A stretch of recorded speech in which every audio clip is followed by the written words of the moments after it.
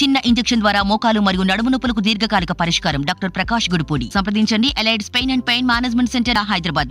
YCP ఎమ్మెల్యేల అనర్హత వేటుకు సంబంధించి స్పీకర్ ఫిర్యాదు చేసినటువంటి ప్రభుత్వ చీఫ్ విప్ ప్రసాద్ రాజు ఉన్నారు. ప్రస్తుతం మాట్లాడదాం. ఎమ్మెల్యే ఆల్రెడీ స్పీకర్ దగ్గర హాజరైన నేపథ్యంలో ఎలాంటి విచారణ ఉండబోతుంది? సార్, మీరు నలుగురు ఎమ్మెల్యేలకు సంబంధించి అనర్హత వేటు వేయాలని స్పీకర్ ఫిర్యాదు చేశారు. ఏమని ఫిర్యాదు చేశారు? నలుగురు శాసనసభ్యులు వైఎస్ఆర్ పార్టీలో గెలుచున్నారు 2019లో. వీరు నలుగురు మా పార్టీకి, ప్రభుత్వానికి వ్యతిరేకంగా పనిచేస్తూ ఉన్నారు. పార్టీని, పార్టీ నాయకుడిని విమర్శిస్తూ ఉన్నారు. ఒక పార్టీలో గెలిచి ప్రమాణ స్వీకారం చేసి మరి వారు పార్టీ వ్యతిరేక కార్యక్రమాలకు పాల్పడుతున్నారు కనుక వారి మీద అనర్హత పిటిషన్ వేయటం జరిగింది. స్పీకర్ గారు నిర్ణయం తీసుకుని వారిని డిస్క్వాలిఫై చేయమని కోరటం జరిగింది.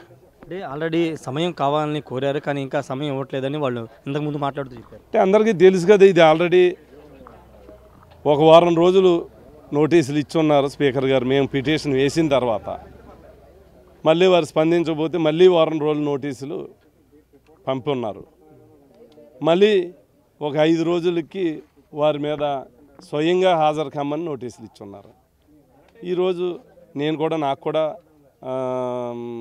Message పంపున్నారు, note పంపున్నారు. నేను ఈ రోజున వచ్చి స్పీకర్ గారికి నా వాదనలు వినిపించున్నా. ఖచ్చితంగా వారి మీద యాక్షన్ తీసుకోమని నాకు ఉన్నటువంటి సమాచారం స్పీకర్ గారికి అందించడం జరిగింది. అంటే ఇప్పుడు రెబెల్ ఎమ్మెల్యేల మీద అనర్హత వేటు కానీ మొన్న గంటా శ్రీనివాసరావు రాజీనామా ఆమోదం పూర్తిగా రాజ్యసభ ఎన్నికల కోణంలో జరుగుతుంది. ఆ కోణంలోనే వైసీపీ వ్యూహాత్మక అడుగులేస్తుందని ఒక విమర్శ ఉంది. ఇప్పుడంటే రాజ్యసభ వంక చూపిస్తూ ఉన్నారు. గతంలో 23 మంది పార్టీ మారారు ఇదే రకంగా. అప్పుడు కూడా పిటిషన్ ఇచ్చాం కదా, అప్పుడు కూడా డిస్క్వాలిఫై చేయమని మేమందరం కూడా కోరాం కదా. కానీ అప్పుడు స్పీకర్ కనీసం నోటీసులు కూడా ఇవ్వలేదు. మరి అప్పుడు ఏం చెప్తారు? గతంలో మేము కాంగ్రెస్ పార్టీలో ఉన్నాము, వైఎస్ఆర్ పార్టీకి అనుకూలంగా ఉన్నాము, రిజైన్ చేసాము, బై ఎలక్షన్లో కంటెస్ట్ చేసాము. మా ట్రాక్ రికార్డ్ ఇది. ఈ రోజునేదో మీరు తిరుగుతున్నారా తిరగట్లేదా మీకు తెలుసు, మీరు వ్యతిరేకంగా పాల్పడుతున్నారా పాల్పడలేదా మీకు తెలుసు. మీరు ఏదో కుంటు సాకులు చూపించి ప్రభుత్వాన్ని ఏదో రకంగా విమర్శించాలనుకోవటం మీరు మీ ఆత్మసాక్షికే తెలుసు. అంటే విప్పు గత ఏడాది ఎమ్మెల్సీ ఎన్నికలకు సంబంధించి విప్పు జారీ చేసామని ఎలా, అంటే సీక్రెట్ రికార్డింగ్ ద్వారా జరిగే ఓటింగ్లో ఎలా తెలిసిందని ఇంతకుముందు మేకపాటి చంద్రశేఖర్ రెడ్డి కూడా క్వశ్చన్ చేశారు. ఏదో శాసనమండలి ఎన్నికల అవసరంలా ఈ రోజున ఓపెన్గా పబ్లిక్ మీటింగుల్లో మీరు కూర్చుంటున్నారు, కండువాలు వేయించుకున్నారు, ఈ ప్రభుత్వం మీద మాట్లాడుతూ ఉన్నారు. రికార్డెడ్ ఎవిడెన్స్ ఉంది కదా, ఏమి దానికి ఏం దాపరకం లేదు కదా. మేము ఇచ్చినటువంటి అన్ని రికార్డెడ్ ఎవిడెన్స్. ఖచ్చితంగా స్పీకర్ గారు చూసి నిర్ణయం తీసుకుంటారు. టీడీపీ నుంచి మీ పార్టీలకు వచ్చినటువంటి ఎమ్మెల్యేలకు సంబంధించి అనర్హత వేటు వేయాలని స్పీకర్ ఫిర్యాదు చేశారు. వాళ్ళకి సంబంధించి ఎలా ఉంటుంది? వారికి కూడా సేమ్ అలాగే వారు కూడా స్పీకర్ గారు నిర్ణయం తీసుకుంటారు, వారిని పిలిపిస్తారు, వారు వాదనలు వింటారు, అల్టిమేట్ జడ్జిమెంట్ స్పీకర్. అంటే సార్, ఇంకోటి ఫైనల్గా వాళ్ళు హైకోర్టును కూడా ఆశ్రయించారు, లంచ్ మోషన్ పిటిషన్ వేశారు, తమ అనర్హతకి చెల్లదంటూ వాళ్ళు పిటిషన్ వేశారు. చెప్తారు ముందర నేను కోరేది వాళ్ళు వ్యతిరేక పార్టీలో తిరుగుతున్నారా లేదా మీరు ముందర సమాధానం చెప్పండి. ఇవన్నీ కుంటి సాకులు, ఆ రూలా ఈ రూలా మీరు ముందర సమాధానం చెప్పండి.